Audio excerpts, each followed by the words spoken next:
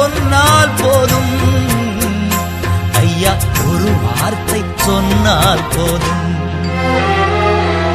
விண்ணப்பத்தை கேட்பவரே, என் கண்ணீரை காண்பவரே, சுகம் தருபவரே,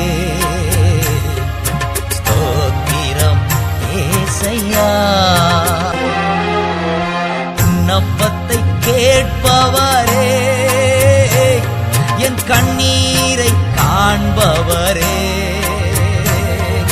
சுகம் தருபவரே,